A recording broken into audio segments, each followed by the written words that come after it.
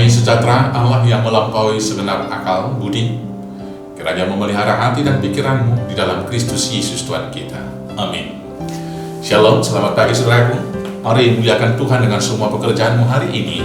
Diberkatkan firman Tuhan yang akan saya bacakan dari Injil Yohanes pasal 16 ayat 24. Demikianlah firman Tuhan. Sampai sekarang kamu belum meminta sesuatu pun dalam namaku.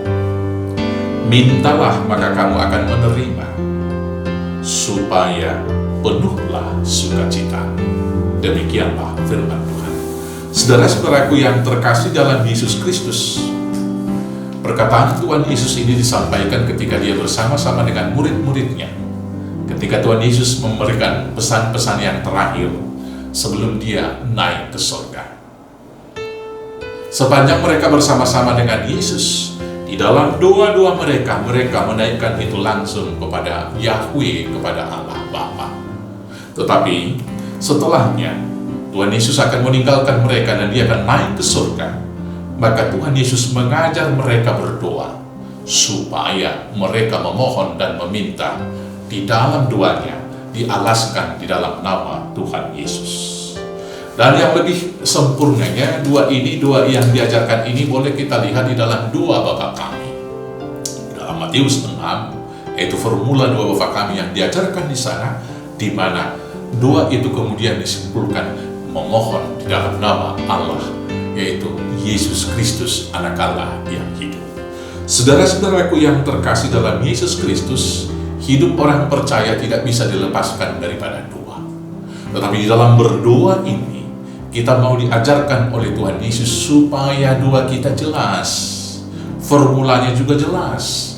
Yang pertama, doa itu haruslah sebuah pengakuan akan kerajaan Allah. Seperti formula doa Bapa kami. Bapa kami yang di surga, dikuduskanlah namamu. Kita memuliakan Tuhan, memuji Dia, kemudian mengakui Dia bahwa Dialah yang punya kerajaan di surga, bahkan juga di bumi. Datanglah kerajaan. Dan yang kemudian hanya kehendak Tuhan yang jadi di dalam doa itu, bukan kehendak kita. Kehendak-Mu jadilah. Dan permohonan-permohonan yang kita naikkan juga adalah permohonan akan kebutuhan kita. Berikanlah kami kebutuhan hidup kami yang secukupnya. Karena Tuhan tahu apa yang kita perlukan sebelum kita meminta. Maka dengan demikian, doa kita bukan sebuah pameran kesalehan. Doa kita tidak perlu harus bertele-tele dan panjang-panjang supaya dipuji orang dengan mengatakan bahwa kita adalah seorang pendoa yang baik. Karena seorang pendoa yang baik bukan harus mendoakan segala sesuatunya panjang-panjang. Kemudian kita harus berdoa dalam kalimat yang kita mengerti, bukan kalimat yang aneh-aneh atau istilah-istilah yang canggih yang tidak mendarat, yang tidak kita mengerti. Tetapi yang lebih prinsipil lagi, ketika kita berdoa, kita harus berdoa di dalam nama Yesus Kristus. Mari kita hindari doa yang kalimatnya mungkin tidak beraturan. Ada orang berdoa, ya Tuhan Yesus, kami berdoa di dalam nama anak-Mu Tuhan Yesus Kristus.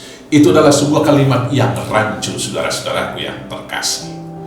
Maka sebagai orang Kristen, jelas tatanan Trinitas itu harus terdapat dalam doa kita. Allah Bapa tujuan doa kita, Roh Kudus mengajar kita berdoa, dan Yesus Kristus pengantara, dan kita berdoa di dalam namanya. Maka ketika kita berdoa di dalam nama Tuhan Yesus menjamin di sini bahwa permohonan kita akan diterima oleh Tuhan dan akan diberikan kepada kita.